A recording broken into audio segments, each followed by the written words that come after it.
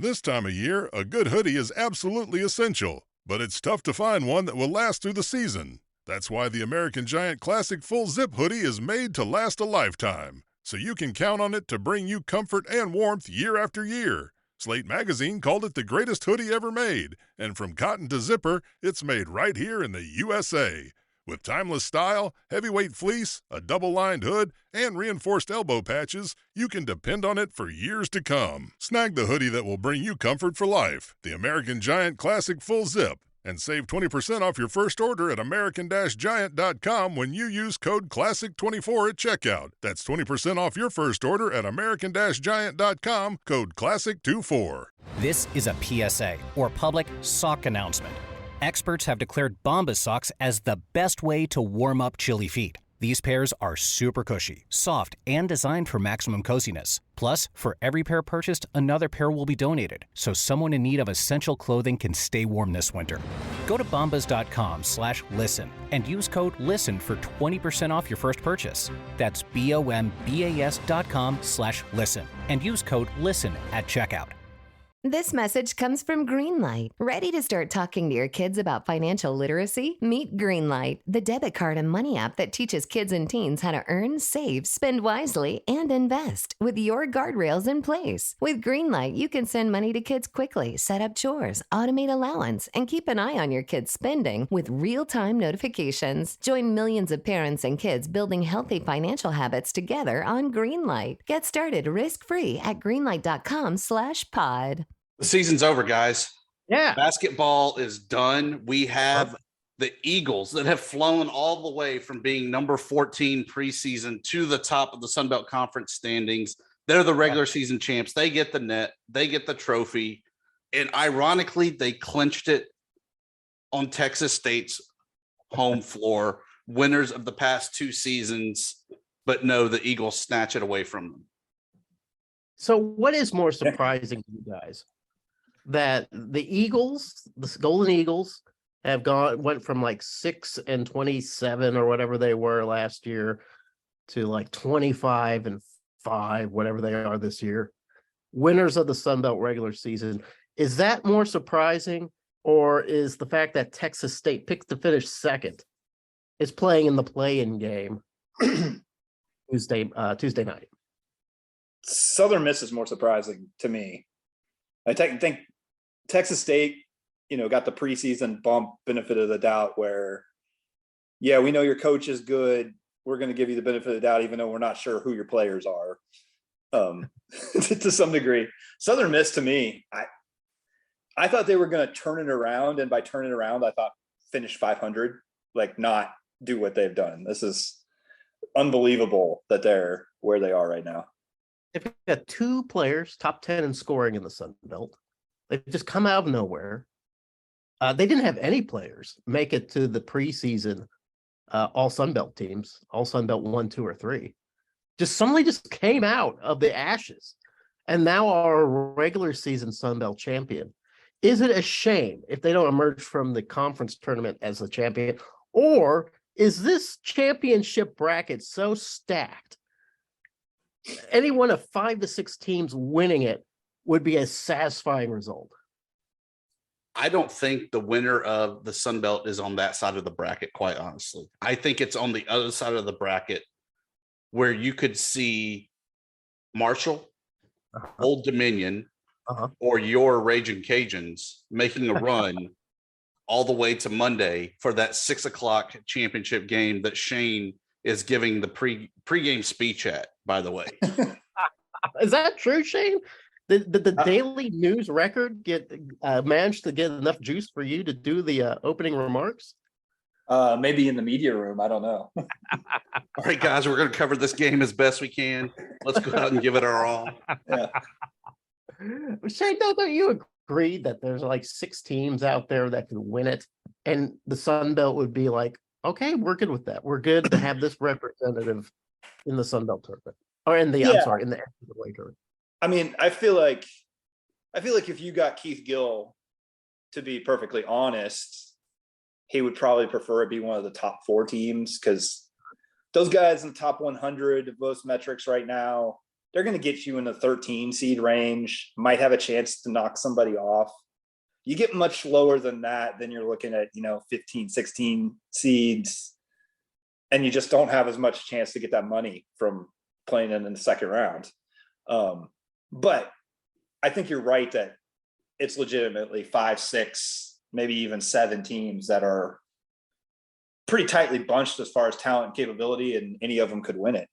See, to me, it's usually 2. Like last year, it was either we wanted either Georgia State or Texas State to get in, right?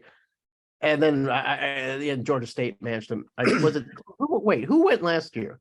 Was it Georgia State went last year? Okay, yeah, and that worked out fine. But Appalachian State went the year before. I don't think anybody wanted Appalachian State, except for the Mountaineers, of course. Georgia State was a tough one too, because they were so injured early in the year that they ended up being a 16 seed, even though everybody knew that by March they were a pretty good team. Yep. So, I mean, that was a tough one. I would have been upset if I was the number 1 that got Georgia State as my 16 last year, because they were much better than that by the time the tournament rolled around. But let me ask you this. All right, Southern Miss locks up with the regular season. They get the automatic bid into the NIT. Let's just say that it is number 14 Georgia State that goes on the magical run, wins the tournament. If we're able to stack the deck of the NIT, having those top 4 seeds in the NIT, does that kind of give us that second at large, so to say, of the NCAA tournament, knowing that we have 4 teams in the NIT? Shane, I'll go ahead and answer that, because I think Tibbs knows what my answer is going to be. I think to some degree, I don't think all 4 probably end up getting into the NIT. C level. Yeah. I mean, I think those 4 are playing in the postseason. I mean, it's assuming they want to pay the money if they have to, but I don't think they'll all 4 get into the NIT. I think best case scenario is probably one of those 4 to get into the NCAA tournament, and then 2 of the 3 also getting into the NIT, and somebody in a CIT, and have a handful of teams go and play in the postseason. I think would be pretty good result for this conference. My stats on that is I don't care who's in the NIT. I don't care. That's because we know it won't be Arkansas State. Well, maybe if Arkansas State had a chance to make it to the NIT, I'd care. But Arkansas State won't even make it to a C level tournament, Jeremy. Oh, they won't, and I wouldn't care. Even if they did, this is where you and I differ a little bit. I don't care if they make it to a C-level team. To me, that's another lost season, just another miserable year. Shane, of not making it to the NCAA. Make that note next year when Arkansas State's in the C level and Jeremy's beating his chest black and blue, that we can say, Jeremy, it doesn't matter. We're not talking. Replay this clip. Now, just to be fair, Arkansas State has participated in like a CBI before, and I didn't care then. I was like, "What? We're paying money for this?" You have the T-shirt, Jeremy. Don't lie. You have the T-shirt. Listen, you know what? It's true though, Tibbs, that being around you has elevated my opinion a little bit of the C-level tournaments, and NIT I think is actually a pretty good honor.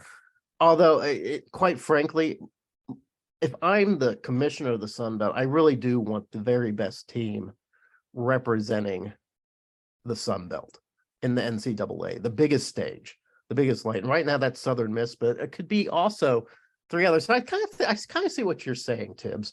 If you have 4 or 5 teams that are pretty good in the SunBelt, wouldn't it be nice to spread that out and have Southern Miss in the NIT and do well there?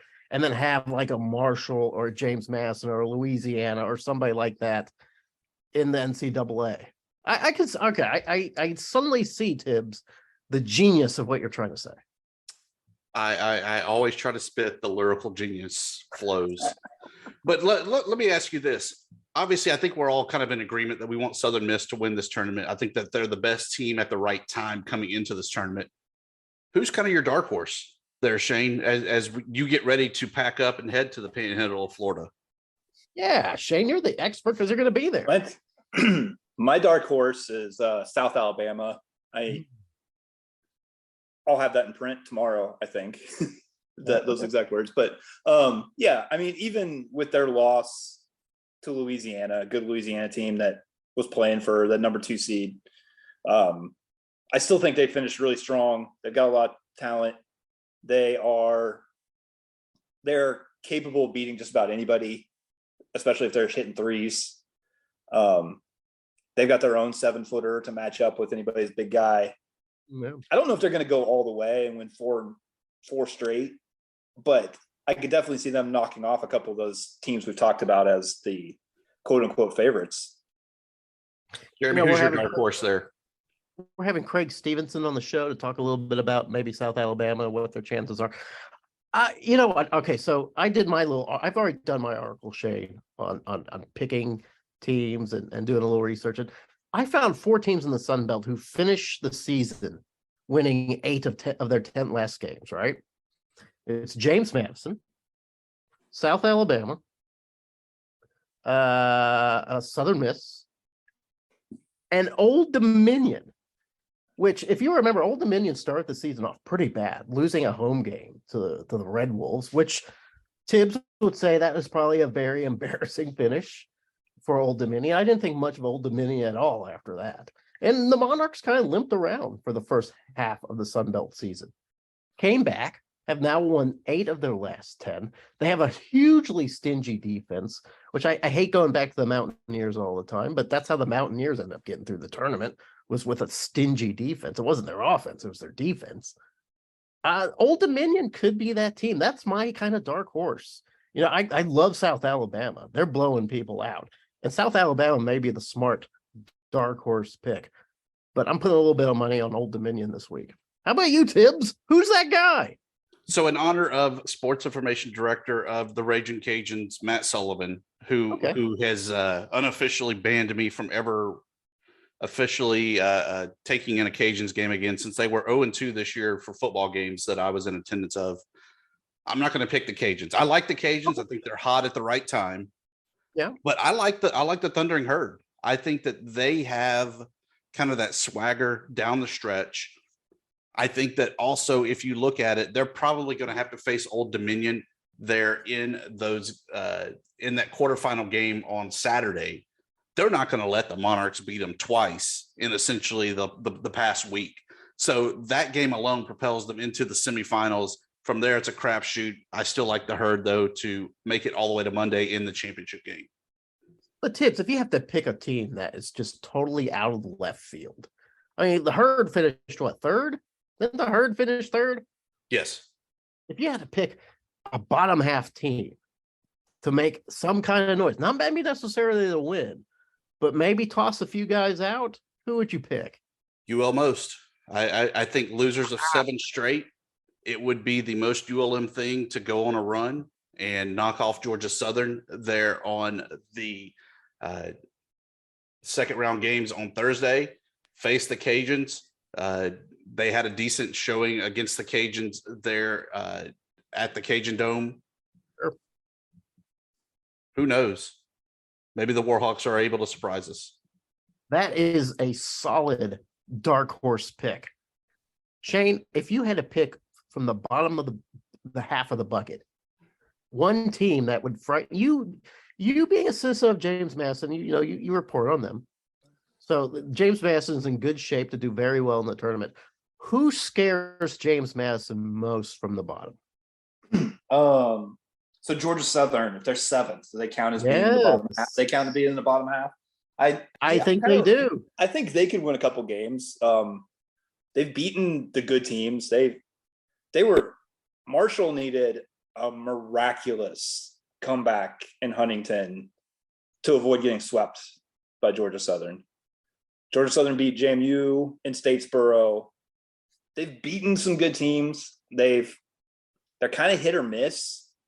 Kind of depends on how their best couple of players play, but I think they're capable of beating a few teams. I don't think they can win it all, but I think they can kind of disrupt the bracket a little bit. They got a big man, Andrei Savrasov, that leads the team in rebounds and scoring. I believe Tibbs has mentioned him before. Tibbs likes that guy. I think the Eagles could be that team that kind of creates enough chaos. that just throws everything out of whack. And I'm not even sure if I'd be upset if the Eagles won. Again, it's like it's so deep this year in the Sun Belt that there's very a limited number of teams I would go, oh my God, we can't have them in the NCAAs. Oh my God, we're gonna be so embarrassed. I feel like we're in very good shape. So with that regard, do we have a coach of the year? Is it too early for coach of the year, Tibbs? Do we wait until the Sun Belt tournament before we decide that? No, I mean, I think it's fair to give that during the regular season. And I think without a doubt, it's going to be, quite honestly, I would still give it to TJ at Texas State. The fact that he was able to not finish at the bottom of the barrel with his key player leaving him, surviving and getting that 11 seed, not the 14 seed. TJ, that was an amazing run. Is that a cop-out? That's an interesting take. No, that's not a cop-out. Shane, would you ever say that would be the coach of the year?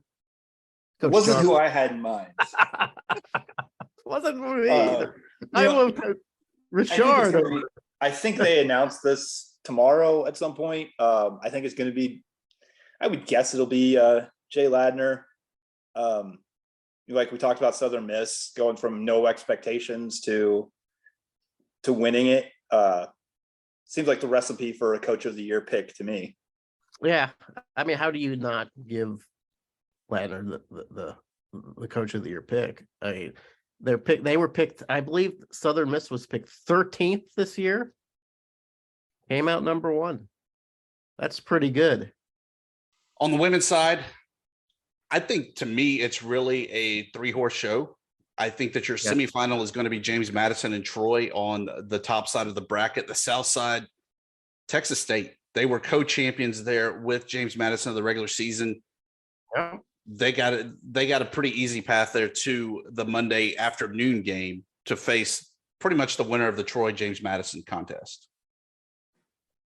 Yeah, if I have to look at the women, and this year I feel like the women have been not as deep as the men, but deeper than usual. Usually it feels like it's just a Troy, some years it's also been UALR, but they're gone. Now you got James Madison coming in with the big Russian, Shane, right? Yeah, yeah. You like the Russians? Yeah. Well, they just have a big team. Big players, a very smart team. I feel like James Madison, Jimmy Mads is the team to beat on that. But I think you're right, Tibbs. You got 2 other teams there in Texas State and Troy that could easily be the pick. Is there a dark horse here that we're overlooking? I think it's any of the top 6. I mean, I'll put it to you this way: JMU is the number 1 seed. They're literally 2 possessions away from being the number 6 seed with an overtime win at ODU and a 1-point win against Troy. They lose those 2 games. They're the number 6 seed instead of number 1. That's how tightly bunched it is at the top.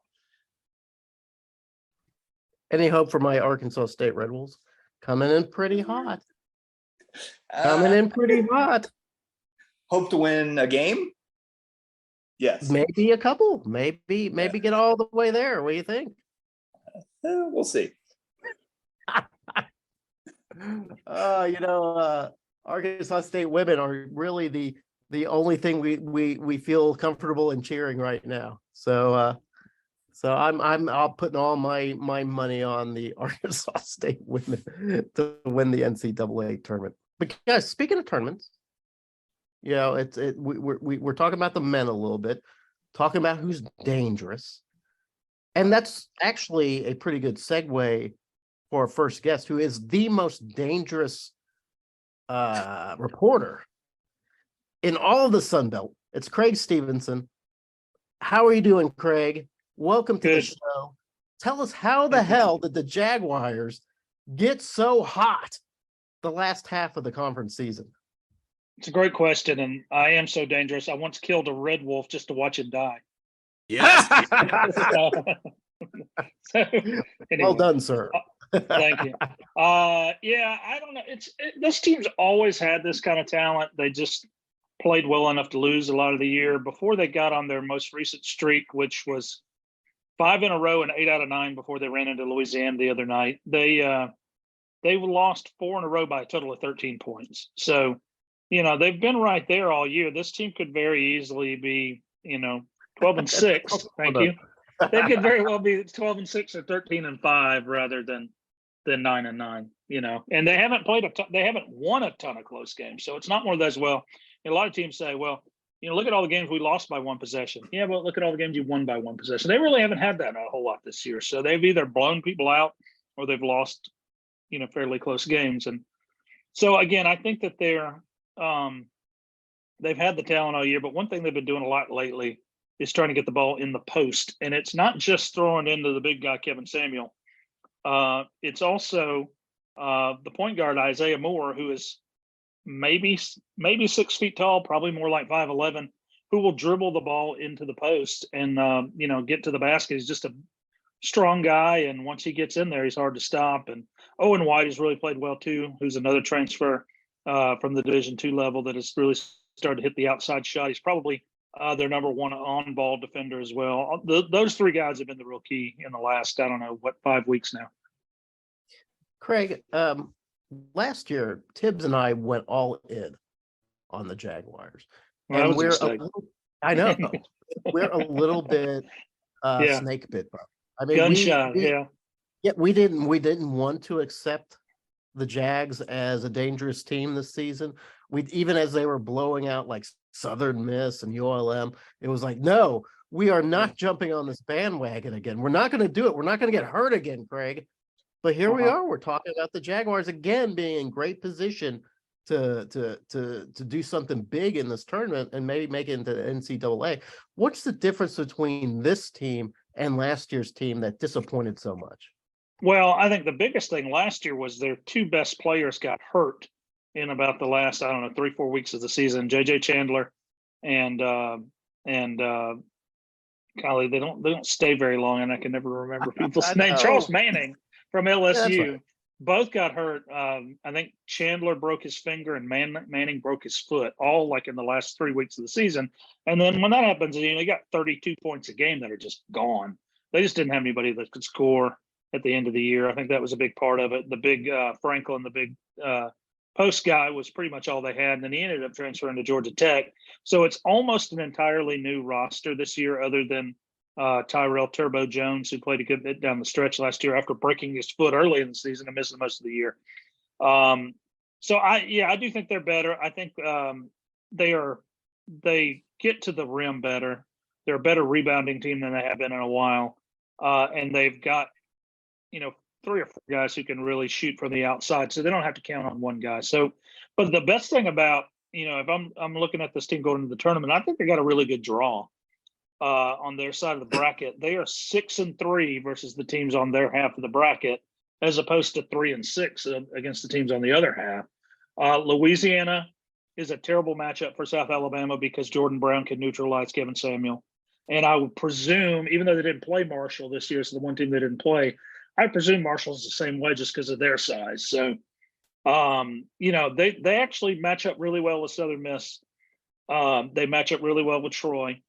And, and I guess they lost to Georgia State somehow, but they did. It's Georgia State. Anyway, so they played well against the teams on their half of the bracket. So it wouldn't be a huge upset for them to make the semifinals or the finals, I wouldn't think. I don't think they're going to beat Louisiana, but they can beat everybody else. So we had a conversation earlier about Coach of the Year, at least amongst us on the show. I said TJ Johnson because I feel that with him able to lose Hansberry and still not wind up just absolute bottom dweller, that's a huge accomplishment in my eyes. Right. Who do you see as kind of being the standout player of the year, coach of the year across the league? I mean, how can it not be Jay Ladner, though? I mean, to win, was it a total of 24 games in 3 years, and then they won 24 this year? I don't see how it can't be him. Player of the year, I think Jordan Brown's the best player I've seen. And what was the third thing? Was it a freshman of the year? No, those are two, but they don't have okay, good. I was going to say, no, I don't think they have any freshmen in this league, really. But anyway, those are Brown is the most dominant player that I have seen this year, although there are some other good ones. He would be my pick. Creg, I think you've been around long enough, though. Wouldn't you say that Jordan Brown is right on level of like a Sean Long, a Elfrid Payton caliber of player that we've seen come through this league? Yeah, he's not quite as active a rebounder as our long lost friend from Arkansas State last year, but he is just such a great athlete, such a can play a dominant offensive player potentially and a good defensive player. So yeah, he's legit, man. He really is. You mentioned South Alabama didn't play Marshall. I would throw Tavion Kinsey into that conversation too with Jordan Brown. I think they're clearly the two in the running for the player of the year. Yeah, I think again, I didn't watch a ton of Marshall this year, so I'll take your word for it. I don't disagree. Yeah. Marshall's big. We were talking about earlier too amongst us, who is a dark horse team, a team that, the Jaguars, I don't know if they're a dark horse because they've won so many games coming down the stretch. Is there a dark horse that you would look at and go, wow, these guys are kind of frightening? It's hard to, like you said about South Alabama, they're the 8, so it would be hard to pick them. I don't really. I mean, Southern Miss, again, I saw them twice against South Alabama, and once South Alabama blew them out, and once South Alabama lost by like 3 over there. So they just don't seem like they. I don't know what I'm going to say. I don't think they're the favorite. I mean, again, Louisiana has really impressed me the 2 times I've seen them. But if we're talking about a dark horse, maybe Old Dominion. I don't know. It's been a long. What was that bad? No, it was my dark horse. Okay, Creg and I. It's like he listens to the show. Okay, yeah, he overheard something. It's been a long time since I saw Georgia Southern. South played them really early, but I think Old Dominion is probably I'm taking somebody outside the top 4. On the women's side, how do you see the Lady Jags kind of shaking out as the 13 seed in the play-in game there against Georgia State? They beat Troy Friday night for the first time in forever on a buzzer beater, and I think that's kind of was their Super Bowl. Probably Terry Fowler's last game as head coach. His contract is expiring, or last home game at least as head coach. So I think he's probably done. So I think that was probably all we're going to get out of them. I would be very surprised if they go over there and win a game in Pensacola, or at least more than one. Shane sees 6 contenders with the women.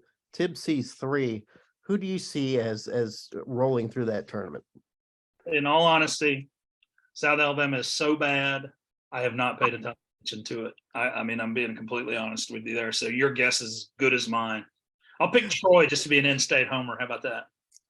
Not a bad pick. Yeah, okay. I think you could do well with that pick. Yeah, absolutely. Donna Rigby's a good coach. I mean, she usually hasn't prepared at tournament time. So are you going to the tournament? I am. I'll be there. I don't know if I'm going to be there for every game, but I'll be there. What is the one team, how in the SunBelt tournament, sometimes you get the team that you want into the NCAA and sometimes you don't. Mm-hmm. What is the one team that you think would be the team that Commissioner Keith Gill would hate to see in the NCAA tournament? Yeah, I don't know that being a 1-bid league, I'm not sure it really matters, does it? I mean, I think you need your best team in there, right? Well, sure, but who's the best team? I mean, Southern Miss hasn't been playing well in the last 2 weeks.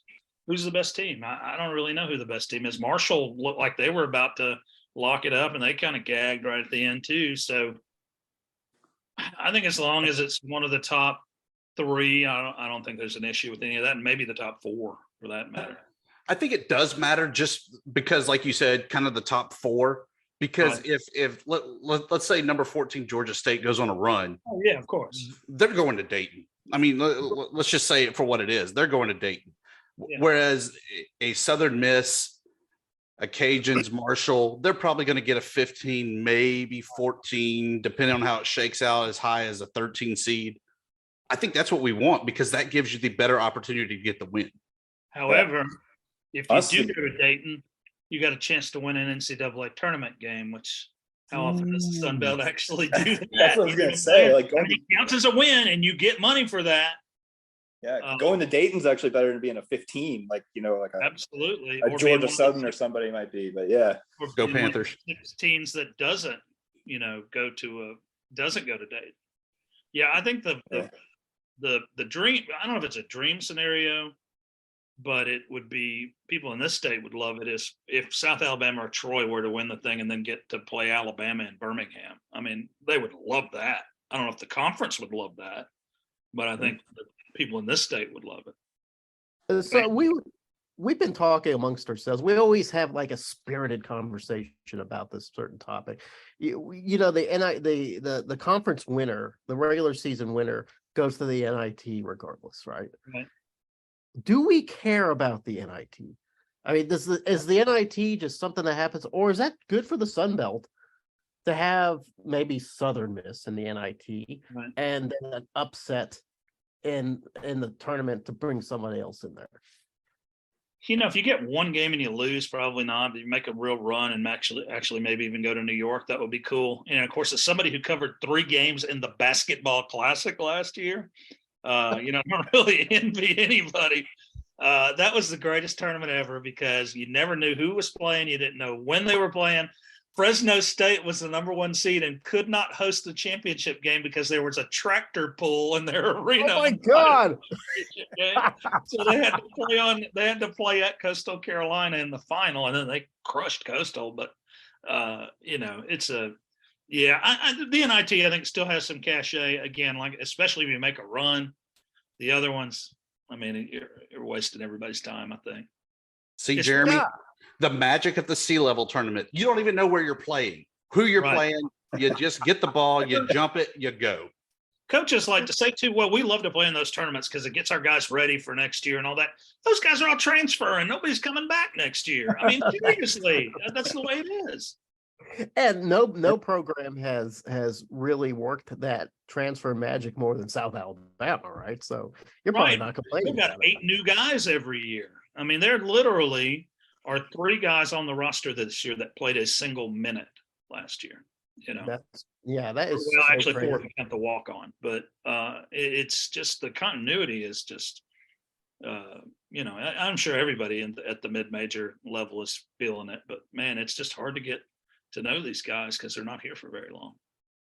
So you're going down to Pensacola. You might see our man Shane Mettlen in Pensacola. That'll be really cool. You're looking forward to the trip. Is it going to be something that's going to be something for the family? Is it just you bachelorling down there? What's it going to be? It's only an hour drive for me, so it's very convenient. I can, depending on what time of the day the game is, I just go back and forth every day, and South and Troy played back to back on Thursday, so that's good. So I'll get to go in and knock them both out, back to back. So it'll work out pretty well. I'm sorry. One more thing. Shane has mentioned too that I kind of forgot that the close proximity between Mobile and Pensacola almost makes this sort of a home field advantage or a home court advantage for the Jags. Is there anything to that? I think a little bit. The fans can definitely make the trip, but again, if you're the 8th seed, I don't know if you're bringing the whole army over there. If they were a real contender, it would be. But it's the Mobile and Pensacola are the same TV market. So, the Pensacola media covers South Alabama to a degree and all that kind of stuff. So, if anybody's a home team here, it's South Alabama. Troy's not too far either, but South, it is essentially, it's a straight shot down the interstate. I can be from where I live very close to I-10. I can be at the Bay Center in less than an hour from where I live. So it's a good. It's closer than even New Orleans, which is not far either. Is it a situation where South fans might be like, we'll see if they win a game or two, and then if they're in the semis, then we'll go down there and snatch up all the tickets to the teams that are leaving?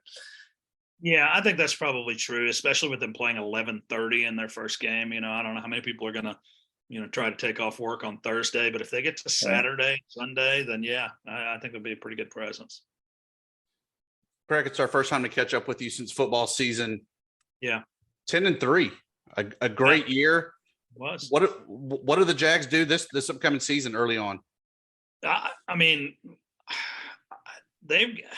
think 18 starters from the bowl game are coming back, or at least are eligible to come back. You never know what, there may be another round of transfer portal madness. I'm sure there will be in May after spring practice, but pretty much everybody other than Jalen Wayne and Darrell Luter and the center James Jackson, and then CJ Rice, outside linebacker, who went in the transfer portal. Everybody's due back. I think there's a good chance. I think they're almost certain to be the West favorite. And I think there's a good chance they could be the pick overall, along with, JMU, Marshall, some of the others. It's a loaded team. There's every reason to believe they will be as good as they were this past year. The thing is, the schedule's a little tougher. They can pick up Marshall and JMU out of the East. They have to go to Troy. They play Southern Miss on a Tuesday night, which is just squirrely. But at least, I think that's going to help. As strange as it is to say, that'll be a good crowd because Hattiesburg's 90 miles away. They'll bring a lot of people, so that should be a good game, good crowd for them. So, but no, I think going into they open with Tulane at Tulane, so we'll find out pretty quick how good they are. I think everybody over here was glad to see Ty J. Spears enter the NFL draft, but I think Tulane's still going to be really good. So, no, I think they should be, as much of a contender in 23 as they were in 22. I still can't get over that UCLA game. Can you help me? No, I think it's if you can, they gained as much by losing that game as they have by winning a lot of games. Just imagine if they had won. Oh God! But the fact that they went out there and basically had them beat before the worst fake field goal call in the history of the world. But and Kane Womack has admitted that. But they, like I said, they play Tulane. They go to Oklahoma State, which seems to be hurting a little bit based on the portal and all that sort of thing. So they got a chance to get off to another good start, I think. Appreciate your time and your insight. And you don't have any track and field questions for me? I'm kidding. No track and field questions. No field hockey. No beach volleyball. Although, maybe later in the year we might bring you up for that. So just remember these words from Jones Ramsey, who was sports information director at Texas in the 1960. The only thing worse than track is field. So we just heard from probably the hottest team headed into the postseason there, with Creg giving us the breakdown of South Alabama. But Scott Watkins joins us, and I can see it already in his hand. He has a little swatch of the championship net. He's still drenched in champagne. He has confetti that he keeps throwing up in the air. He needs to get it out of his hair. It's crazy. Because Southern Miss, Golden Eagles, first year in the league, they get a trophy. Welcome in there, Scott.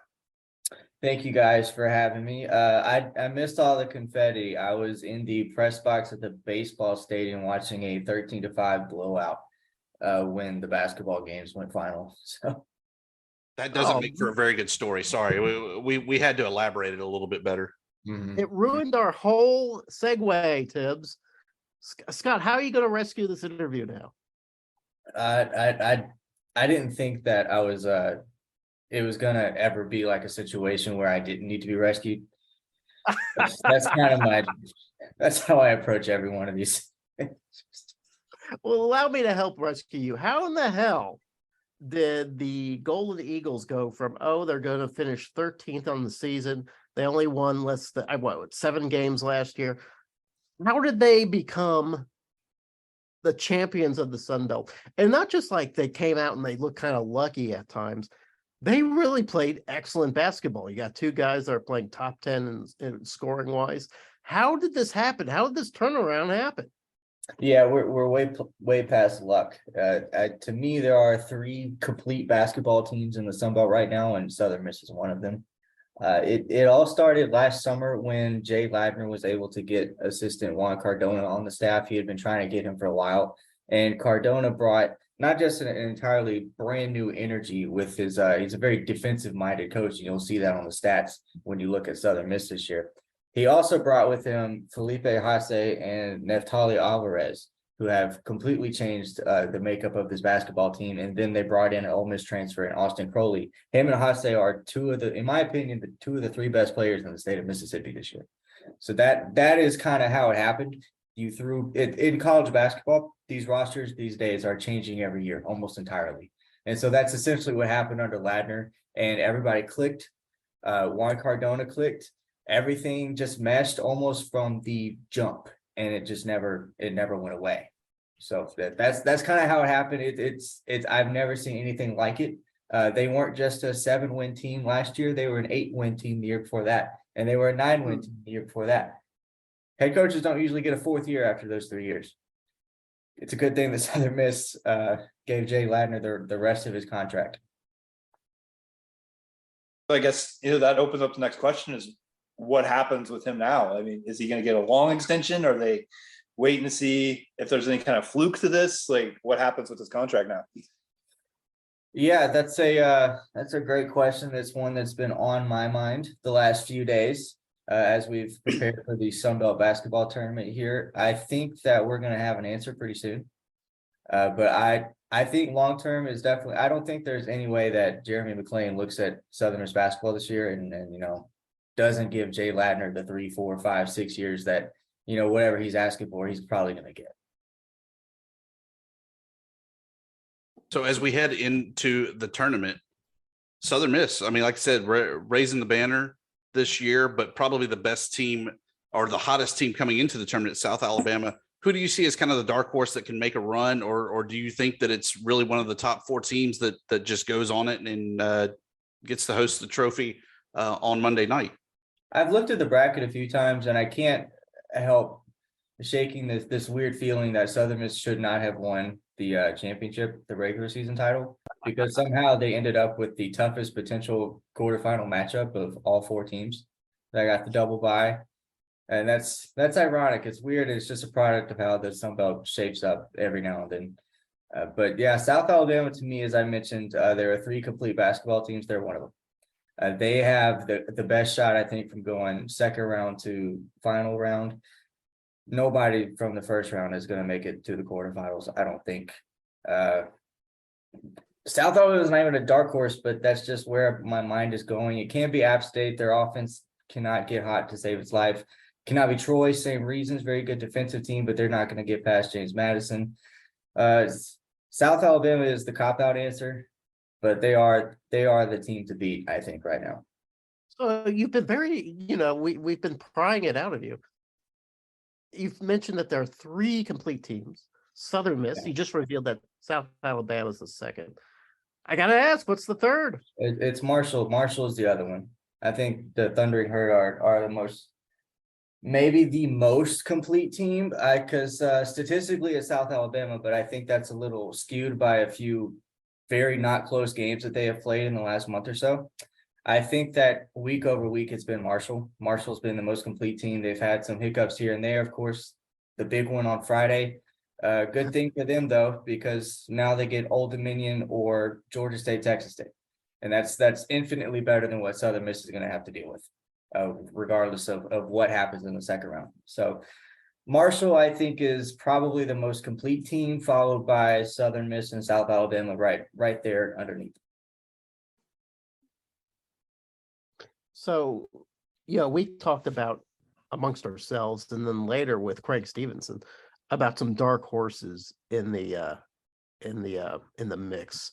And to us, amongst us, amongst the FunBelt Podcast crew, we think there's maybe about 5 or 6 teams out there that are just good teams that, if should they win, it wouldn't be that big a surprise. What is a team to you that would be kind of surprised, but also maybe not that big a surprise, that could make a run? What qualifies as a run? We're looking at first and second round, I guess, and not including South Alabama. Like you said, there are like the middle of the SunBelt is such a brick of teams that are all the exact same. Yeah. They're all the strength level is completely, it's no different. You go from like team number 4 to team number 8. There's just no change. Troy, it could be Troy, it could be Old Dominion, it could be Georgia Southern. It could shoot the worst team in the league. Georgia State might do a Georgia State type thing and scare somebody, you know. It's the SunBelt. I hate predicting SunBelt basketball because it's the most worthless thing you could possibly try to do.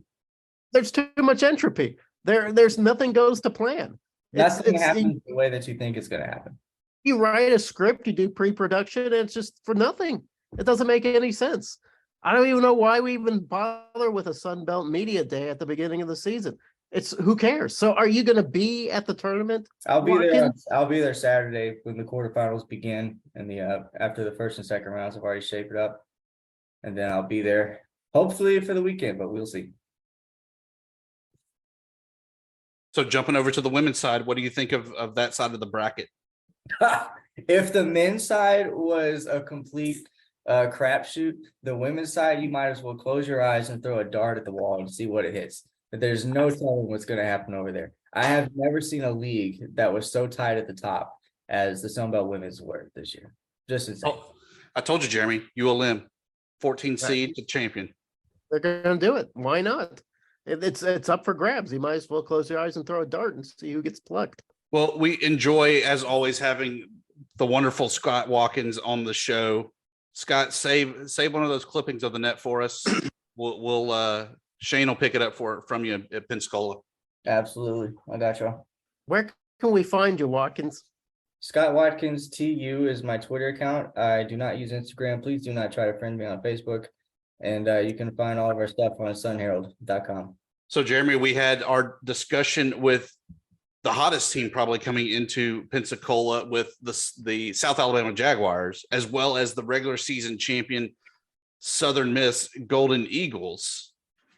But more important than the discussion of those teams, it's plugs, promos, and parting shots. That's what our audience, that's what they want. They don't want like guest analysis. They don't want our penetrating insight into what's happening in the SunBelt. They want picks, promos, and parting shots. No, wait, I'm sorry. Plugs, promos, and parting shots. We could change it to picks for the tournament. Yeah, we could do that. But why mess up a good thing, Shane? That's true. Why pour gasoline into that fresh water? I don't think we should do that. We should have talked about it before now if we were going to do it. That's right. Maybe in the production meeting next week. Well, Shane, since you want to change everything up, lead us off. Okay. Well, I'll make my parting shot my pick. Ooh. We talked a little bit about it. Best case scenario for the SunBelt, I'll make the pick. I think Marshall wins the SunBelt tournament and wins a game in the NCAA tournament, while Southern Miss makes a deep run in the NIT, and the SunBelt suddenly looks like a pretty good basketball conference heading into next season. You know, Shane has been making, big predictions like that the SunBelt is becoming a basketball conference, Tibbs. I don't know if you feel that same energy. I think I'm beginning to feel it. I like to think that ever since the show started, we've seen an uptick in football, baseball, softball. Sure. Now basketball, the power of the show once again strikes. Jeremy, give us your plug, promo, and parting shot. My plug, howraiser.com, has written a couple stories. One has been the 14 least compelling games of the 2023 SunBelt football season. Make sure to check that out. I've already gotten into some trouble besmirching the likes of programs like Lamar and Northwestern State. So if you're fans of those programs, I invite you not to read the article. And then the article that Howraiser has put out has been a sort of preview of the SunBelt men's tournament basketball tournament that's coming up. I do a little bit of analysis. I note how the preseason shaped up nothing like the regular season did. I think James Madison is the only program that stuck to script this year, predicted to finish fourth, and actually finishing fourth. So way to go, Shane and Jimmy Mads, the model of consistency. I also make my wild card pick being Old Dominion, which we discussed earlier in the show.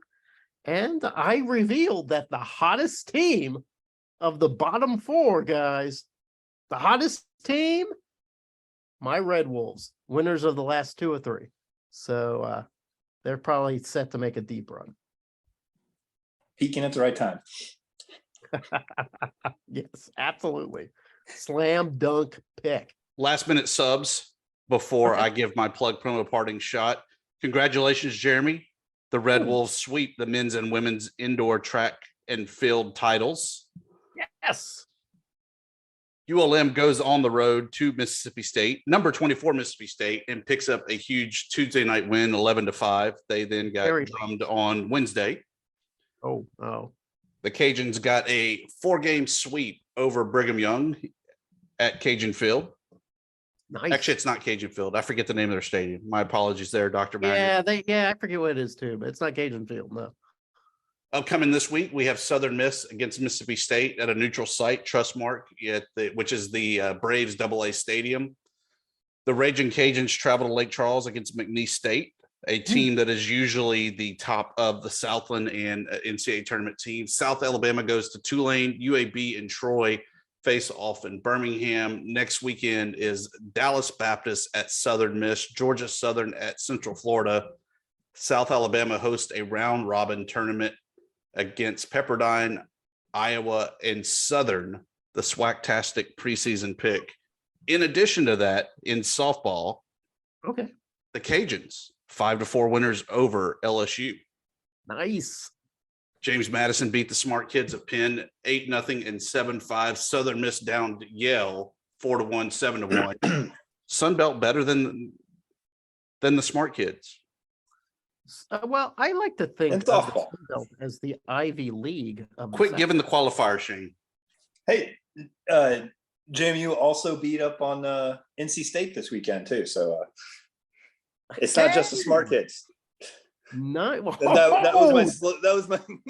Damn. No, they've got some very good programs at NC State. You're trying to create another. Wait! It's another Carolina. It's Shane versus the Carolinas. Pure and simple. I mean, no, it's not great enough to engineering school. It's a great vet school. We're cutting all that out, Shane. It's just going to be, your shot there. My last bit of substitution news: the USFL college draft happened. Chase Bryce of App State headed to the Houston Gamblers with the first round, 3rd overall pick. Anderson Hardy of App State also, he is headed to the Philadelphia Stars. Santrell Landum of Southern Miss headed to the Michigan Panthers. Le'Veon Bell, the defensive lineman of Texas State, headed also to the Michigan Panthers. But none of that matters for my parting shot. Okay. What would be one character, like a fictional character, cartoon type character, if you saw him just walking around, that you would question what you had eaten, what you had taken? Thundarr the Barbarian, absolutely. Yeah, with the sun sword. Oh god, yeah, that would totally freak me out. Shane? I'm still